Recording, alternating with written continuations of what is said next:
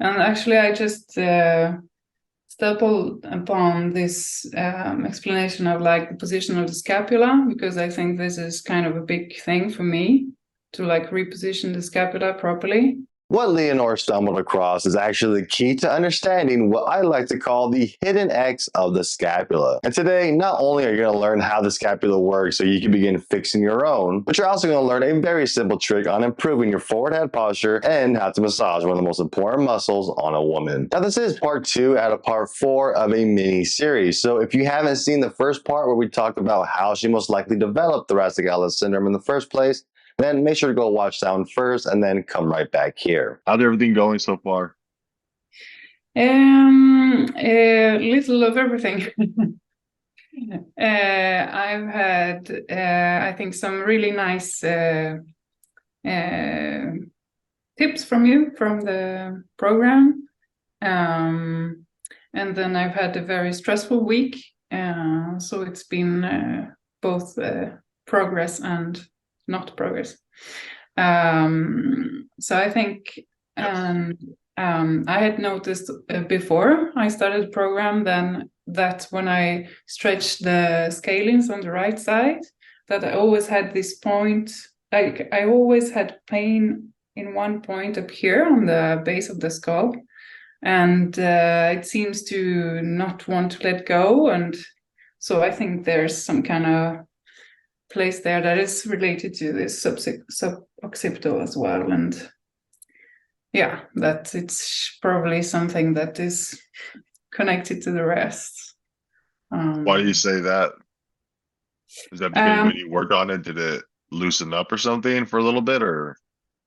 Yeah, first of all, I noticed that everything was super tight and that it felt really nice afterwards. That before I had difficulty, like if I wanted to put my head a little more backwards and like straighten up my head posture, that I had like some resistance, that it was like not wanting to go back as much as I wanted to, like was like just pushing forward all the time. So I think that really helped. Now I can do that better. Now, did you catch that? The difference in her actually feeling a difference in her neck posture wasn't training in the deep cervical flexors, it was massaging the suboccipitals. Now, the suboccipitals is a group of 8 small muscles with 4 on each side of the head, which is located on the back of the head, right beneath the skull. And sadly, these muscles are prone to getting tight thanks to being overused. So if you want to start improving your forward head posture, try massaging out the back of the head right beneath the skull. Just a quick warning though, to only use something like a small ball, because we do have arteries that go right behind there, so no knobs or no pointy sticks in the back of the head. So besides her forward head posture, I wanted to dig a little deeper into what she thought about the program, because I am always trying to update it and make it better. And here's what she had to say. Actually, the assessments were also very interesting to do. Because the arm up here, as we did together, was no problem. And I guess this is thanks to me, like massaging the pec minor since many weeks now. But the thing with the shoulder flexion and the Y were really bad on my right side. And so I hadn't worked like the lower parts of the pec major, and they were super sensitive on both sides, because as a woman you just, I don't know, it's not natural. I understand. I completely understand. Yeah, I didn't know, and it's not that easy. And I didn't know like that could also be a part of it, because you all hear about the pec minor, but it was super sensitive. So I think I'm going to continue there as well. good. Yeah, that's really good. Yeah, the pec major and all that. Once again, you're doing all that next week. So yeah, as a woman, it's kind of hard to kind of navigate that. You just kind of got to move the fatty tissues out of the way as you try to get deeper into the muscle. And yeah, even as a therapist, it's a little tricky to kind of work those areas too, obviously, but can't imagine. So if you didn't hear those instructions, let me quickly repeat that. If you wanted to massage out the pecs, but you have breast tissue, the fatty tissue, then you have to use your other hand to move those fatty tissues out of the way in order to begin working on the muscles beneath it. And if you're not sure where to work on, then you can either press all around the muscle to find the most tender spots, or you can use the PDF to find the trigger points within the pec major, which is also included in the 21-day program. And actually, I just stumbled upon this explanation of like the position of the scapula, because I think this is kind of a big thing for me to like reposition the scapula properly. And it is interesting because it was just saying that the serratus anterior and the rhomboid have like an opposite traction, right?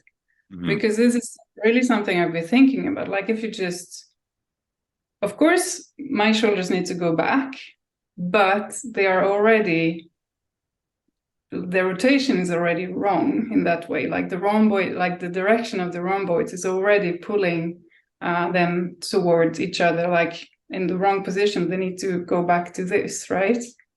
So I guess my question is it a good idea to train both rhomboid and serratus anterior as I'm doing now, or is it just counterproductive? A great question too. I like to think of it as you got to think both sides can be tight and both sides can both be weak as well. And that's the messed up part, right? It's how do I say this? You have the serratus pulling one way or the rhomboids pulling one way. In your case, you believe the rhomboids are the tighter ones, making that lower angle get pulled, and that might be a weaker serratus. So with that said, usually what ends up happening with that is you get kind of the opposite side. Did you see how the pec minor and the lower traps are connected as well? Sorry, the pec minor and the lower traps.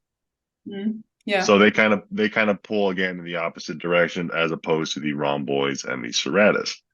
So I kind of usually see a pair of either one. Like, so in your case, it might be the pec minor and the rhomboids tight, which is creating that restriction. So the serratus anterior might be weak along with the lower traps. You can also just have a tight pec minor and maybe just a high, or we'll say a tight but weak rhomboid, which is again locking things up and things like that. So again, it gets a little tricky here. So I would honestly say if your pec minor is fine, you've been working on it for a while, start doing some lower trap exercises to try fighting that. And if you believe your rhomboids are tight, try massaging them. Just get a ball, roll it back there right between the scapula and the spine and do that for a few minutes. Just apply the same techniques you've been taught so far just to that muscle. Yeah. And then after that, try to train your serratus anterior to see if that kind of helps a lot. See if that helps your movement and your positioning. And maybe skip the exercises for rhomboids then.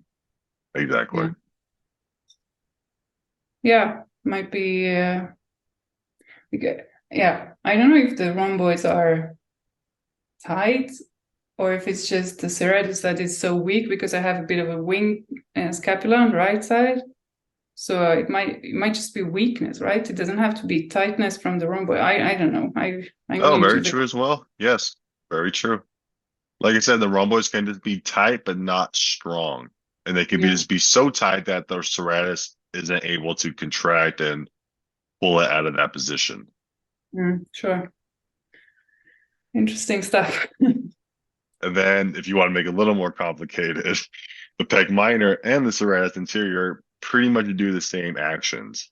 Yeah. So that means when you train the serratus, you're also training the pec minor. And if that situation, you should be trying to, I know you're like, what the heck? With that situation, your goal here is to massage the pec minor first. So this way is like relaxed. And this gives the serratus an opportunity to kind of take over the actions and do more of the work. Yeah, makes sense.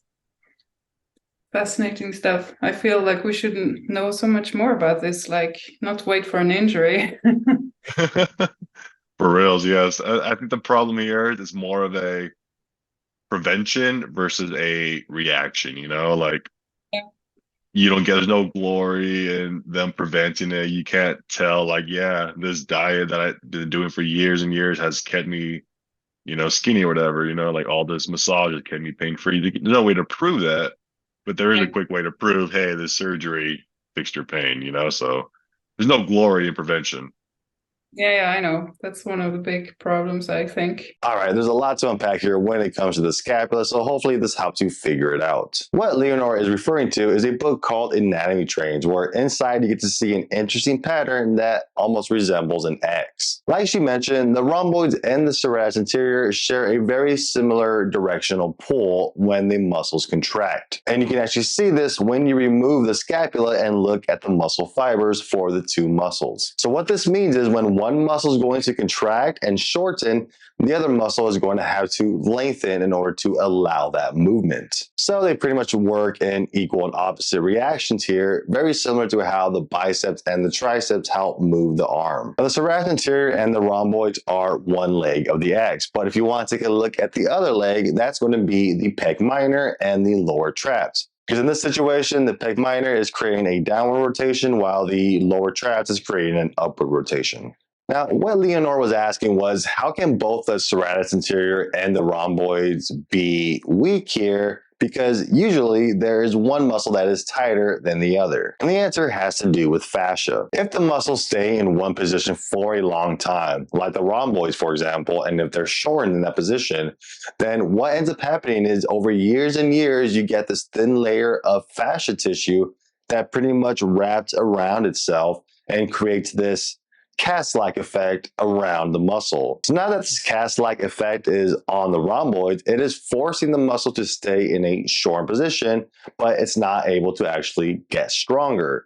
In the meantime, the serratus anterior has to follow along with that shortness, which means it's going to get stretched out and become weak. But there's actually two more muscles here that can be a problem, creating her issues. And those two muscles are the upper traps and the levator scapula. And just like how the rhomboids and the serratus anterior work together to pull the scapula back and forth, so do the upper traps and the levator scapula, even though they are located pretty much on top of each other. While one of them, the upper traps, create an upward rotation in the scapula, the levator scapula is what creates a downward rotation in the scapula. So here are the 6 muscles we just talked about, and let's quickly go over those pairs once again because it's going to come in handy. We have the serratus anterior to the rhomboids, we have the pec minor to the lower traps, and then we have the levator scapula to the upper traps. And the reason why I want to bring this up again is because I want to actually show you another pattern that I think is pretty cool about the scapula, which hopefully helps you understand it just a little more. I want you to notice how both the upper traps and levator scapula are on top of the scapula. And what you're going to notice is even though both of them create opposite direction pulls, upper rotation and downward rotation, they both also create elevation, which means they both can do the same action. So not only do these muscles work in opposite directions, they also work together to create one specific movement. Remember this pattern. Now let's move into the next 2 muscles, which is the rhomboids and the lower traps. Once again, the rhomboids is going to create a medial pull, a downward rotation in the scapula, while the lower traps is actually going to create an upward rotation in the scapula. Yet both of them can contract in order to create retraction of the scapula, which is when the scapula gets closer to the spine. They can both work together to create one movement, or they can both work separately to create completely opposite movements. And finally, you have the pec minor and the serratus anterior. Once again, both of these muscles are located in the front of the body, and both of them actually create protraction in the scapula, which is when the scapula moves away from the spine. Yet the pec minor is going to create a downward rotation in the scapula, while the serratus anterior is going to create an upward rotation in the scapula. Again, located together, create the same movements, yet they also create opposite movements at the same time. And of course, because we're missing one more movement here, we have depression, which is created through the lower traps and the pec minor. Yet these 2 muscles aren't located next to each other. I mean, they both create a different movement pattern. The lower traps creates upward rotation while the pec creates downward rotation, but they're not next to each other. But if we include the other muscles that also create a depression movement in the scapula, which includes the lats and the pec major, we can actually see that these muscles technically do connect together just through other muscle systems. So again, the scapula works in a beautiful way here, in a beautiful pattern. We just have to look for it in order to understand it. Now make sure to go watch part 3 of this series, because there we talk even more about her scapula and the strategies we're going to be using to fix her wing scapula. If you want to watch part 3, then make sure to click on the video in the top right corner. I'll see you over there.